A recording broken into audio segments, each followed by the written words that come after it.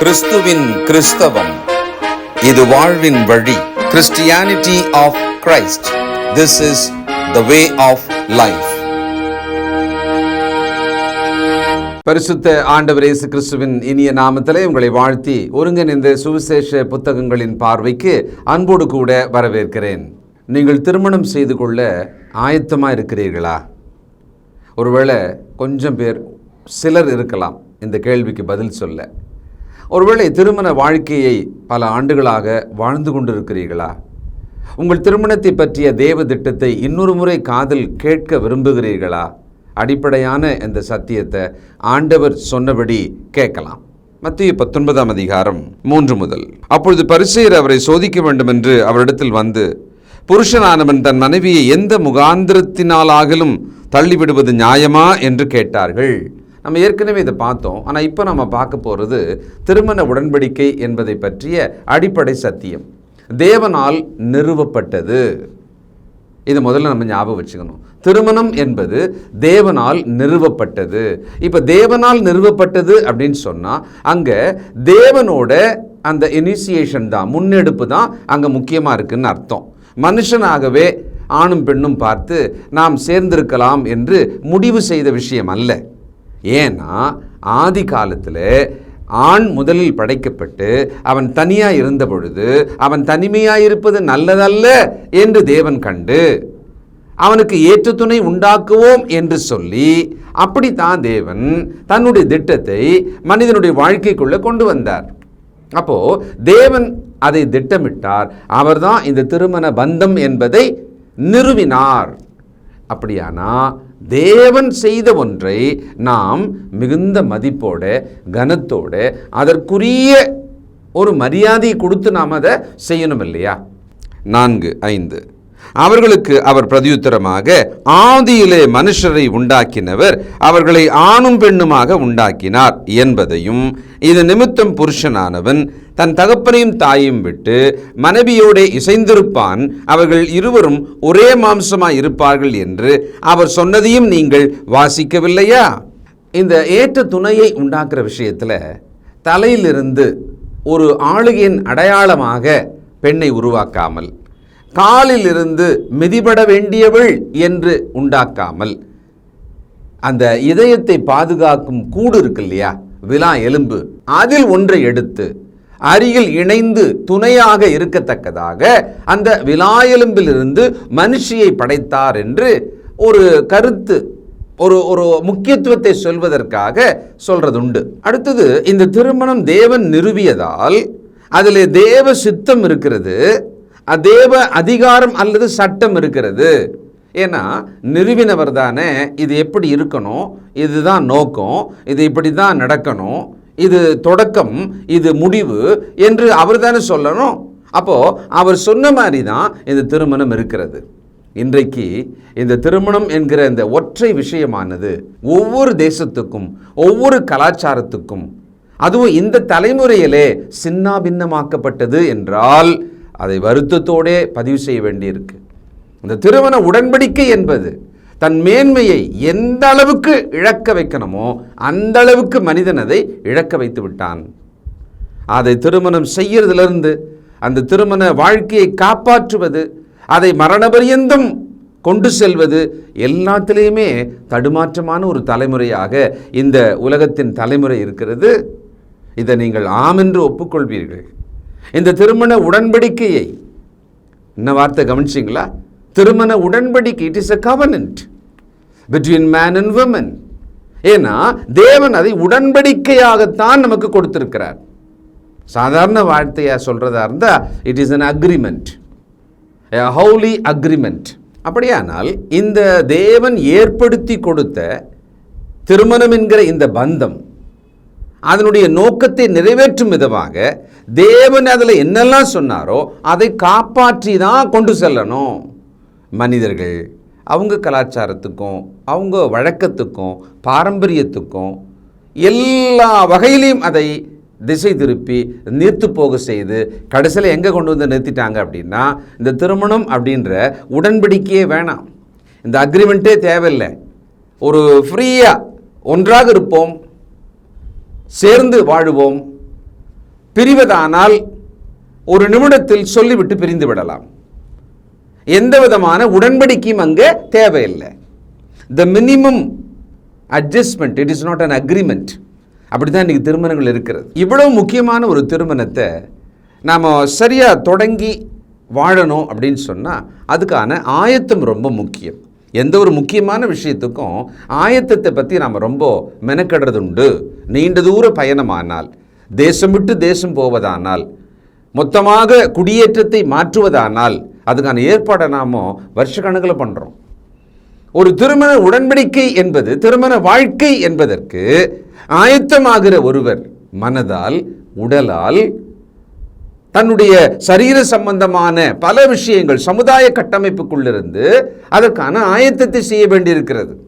திருமணம் என்பது ஒரு தற்செயலாக நடந்துவிடும் ஒன்றல்ல. இதை நம்ம ஞாபகம் வச்சுக்கணும். பெரியமானவர்களே, நாம் தேவனுடைய பிள்ளைகள், தேவராஜ்யத்தின் குடிகள், நாம் ஆண்டவர் இயேசு கிறிஸ்துவுக்குள் இருக்கிற அங்கங்கள். அப்படியானா நம்முடைய திருமண வாழ்க்கை எப்படி இருக்கணும்? தேவன் இணைத்த அந்த திருமண உறவை நாம் எவ்வளவு மேன்மையாக கருதுகிறோம்? அதை மேன்மையாக கருத வேண்டும் என்று சொல்லி கிறிஸ்தவ திருமணம் ஒவ்வொன்றும் நடக்கும்போது அதன் ஆரம்பத்தில் இதை தானே பேசிட்டு இருக்கோம். இந்த தலைமுறை ஒரு கேள்வி கேட்குது, திருமணம்னா ஆணும் பெண்ணும் மட்டும்தானா? ஆண் ஆணோடே, பெண் பெண்ணோடே, மனிதன் மிருகத்தோடே எல்லாம் பண்ணக்கூடாதா? என்ன சட்டமா அப்படின்னு கேட்குறாங்க.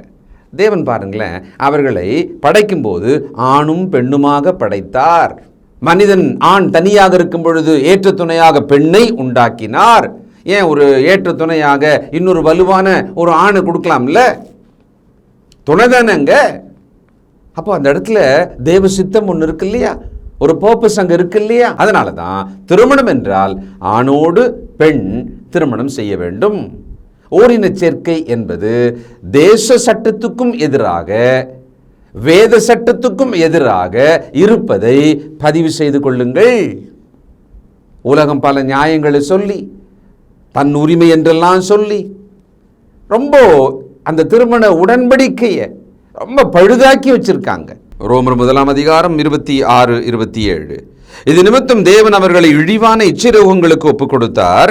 அந்தபடியே அவர்களுடைய பெண்கள் சுபாவ அனுபோகத்தை சுபாவத்துக்கு விரோதமான அனுபோகமாக மாற்றினார்கள்.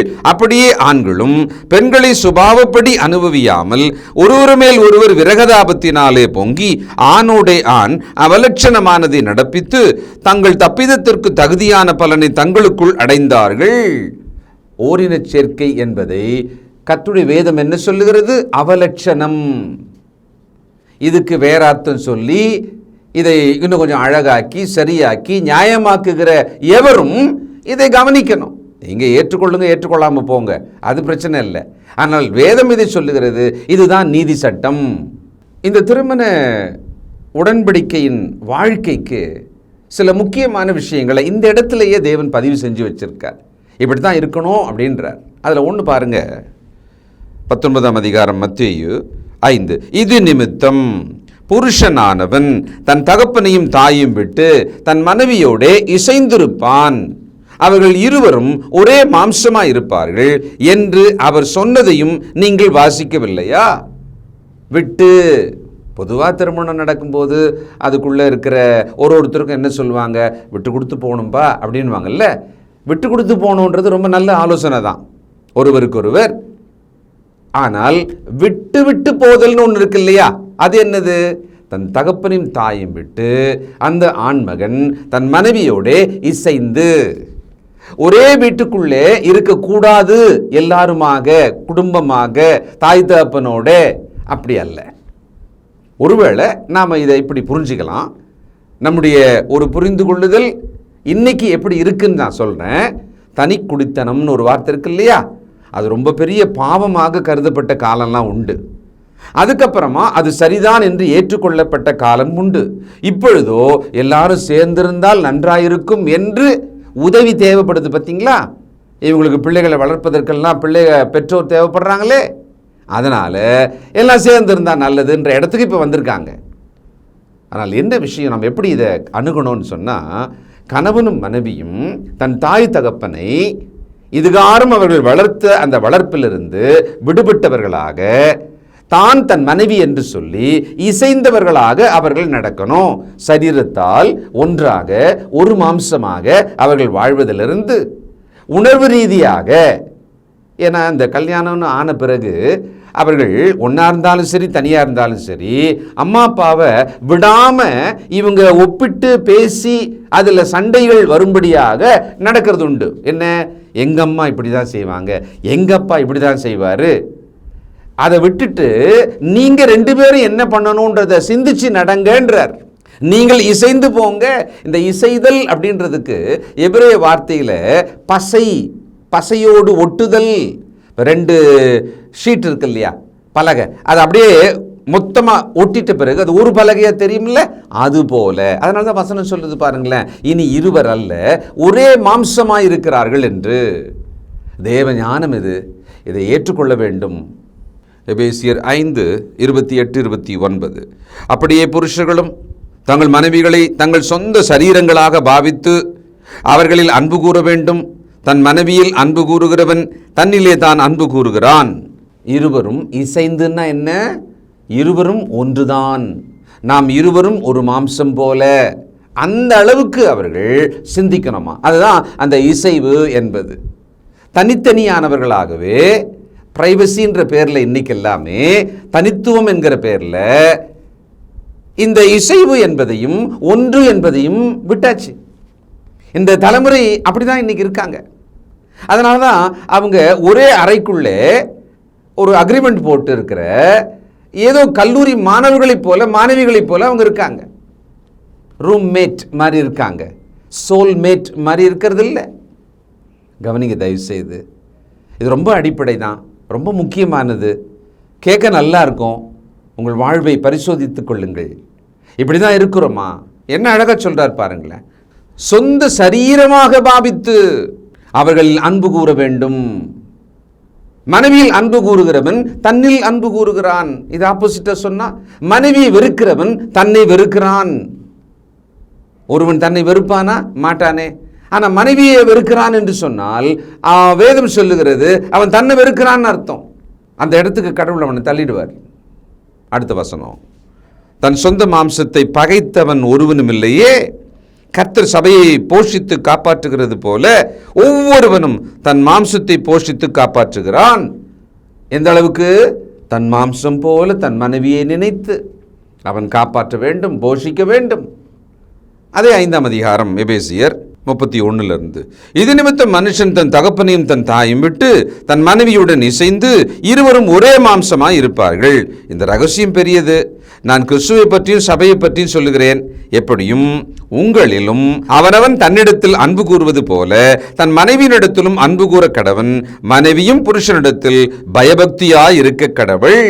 இதை யார் காப்பாற்றி கொண்டிருக்கிறார்களோ அவர்கள் ஒரு நல்ல தம்பதியாக, நல்ல பெற்றோராக, ஒரு நல்ல குடும்பமாக, தேவ சந்ததியை கொண்டு வாழ்பவர்களாக இருக்க முடியும்.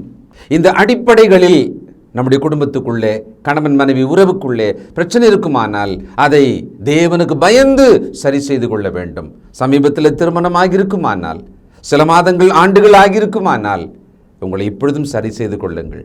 அல்லது பல வருஷமாக இருக்குமானால் அதை சரி செய்து கொள்ளுங்கள்.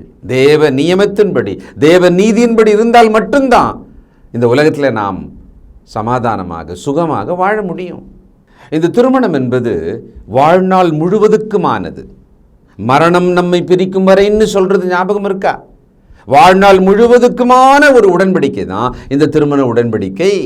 மத்தேயு 19:6 இப்படி இருக்கிறபடியால் அவர்கள் இருவராயிராமல் ஒரே மாம்சமா இருக்கிறார்கள். ஆகையால் தேவன் இணைத்ததை மனுஷன் பிரிக்காதிருக்க கடவன் என்றார். தேவன் இணைத்ததை மனுஷன் பிரிக்காதிருக்க கடவன். இந்த மனுஷன் யாரு? கணவனாகவும் இருக்கலாம், அவர்கள் வீட்டாராக இருக்கலாம், மனைவியாக இருக்கலாம், மனைவியின் வீட்டாராக இருக்கலாம், அல்லது சமூகமாக இருக்கலாம், யாராலும் சரி. இவர்களில் தொடங்கி ஒருவரும் இந்த உடன்படிக்கையை பிரிக்க முடியாது. காரணம், இது மரணம் வரும் வரைக்கும் இந்த வாழ்நாள் முழுவதுக்குமான ஒரு உடன்படிக்கை. அப்போ இந்த திருமண முறிவு என்பது எதனால வருகிறது? 9, ஆதலால் எவனாகிலும் தன் மனைவியை வேசித்தனம் செய்தது நிமித்தமே அன்றி அவளை தள்ளிவிட்டு வேறொருத்தி விவாகம் பண்ணினால் அவன் விபச்சாரம் செய்கிறவனாயிருப்பான். தள்ளிவிடப்பட்டவளை விவாகம் பண்ணுகிறவனும் விபச்சாரம் செய்கிறவனாயிருப்பான் என்று உங்களுக்கு சொல்லுகிறேன் என்றார். இது ரொம்ப ஹெவியான அப்படின்னு சொல்லுவாங்களே, அந்த அளவுக்கு உபதேசமாக இருந்ததுனால கடைசியாக அவங்க கேட்டு முடிச்சுட்டு, அப்பப்பா அப்படின்னா இந்த விவாகம் பண்ணாமக்கிறதே நல்லது போல அப்படின்னு சொல்லி முடிக்கிறாங்க. அது அல்ல, அப்படி நம்ம எடுத்துக்க முடியாது. ஏன்னா விவாகம் என்பது அவரவர்கள் தீர்மானித்து செய்து கொள்வது. அப்படி செய்யும்போது அது தேவ நியமத்தின்படியாக நீதியின்படியாக செய்யவும் காப்பாற்றும் வேண்டிய கடமை நமக்குண்டு. உங்கள் திருமண உடன்படிக்கையின் வாழ்க்கை எப்படி இருக்கிறது? எத்தனை ஆண்டுகளானாலும் நாட்கள் மாதங்களானாலும் கர்த்தருடைய வார்த்தையின்படியாக அதை சீரமைத்து கொள்ள வேண்டும். ஜெபத்துடனே, தேவனுக்கு பயப்படும் பயத்துடனே அதை செய்து கொள்ளுங்கள். காரணம், இது ஒரு பொறுப்பு. Marriage is a responsibility. We need to answer God. நமக்கு ஒரு பொறுப்பு இருக்கிறது. பிள்ளை பெற்ற அந்த பிள்ளைகளை தேவ சந்ததியாக வளர்த்து வாழ வைக்க வேண்டிய பொறுப்பு நமக்கு இருக்கிறது. தொடர்ந்து சிந்திப்போம், ஜெபம் செய்வோம். இரக்கமுள்ள பிதாவே, பரிசுத்தர் பரிசுத்தரே, நன்றியோடு துதிக்கிறோம்ப்பா. உம்முடைய வார்த்தைகள் நீதியாக இருக்கிறது, அதன் ஆழம் எங்களுக்கு விளங்குகிறது. இதோ அதை ஏற்றுக்கொள்ளும்படியாக மனதையும் விசுவாசத்தையும் எங்களுக்குள்ளே புதுப்பியும். திருமண வாழ்வை சீராக உமக்கு பிரியமாகவும் சித்தப்படி வாழ எங்களை கைப்பிடித்து நடத்தும், பலப்படுத்தும். ஞானம் தாரும், விவேகம் தாரும், புத்தி தெளிவு தாரும். அதற்கேற்ற குணாதிசயங்களை எங்களுக்குள்ளே தாரும், ஆசீர்வதியும். திருமண உடன்படிக்கைக்குள் ஏதாகிலும் கஷ்டம் இருக்குமானால் அதை சரி செய்து கொள்ள உடைய பிள்ளைகளுக்கு உதவி செய்யும். இயேசு கிறிஸ்துவின் நல்ல நாமத்தில் ஜெபிக்கிறோம் பிதாவே, ஆமென்.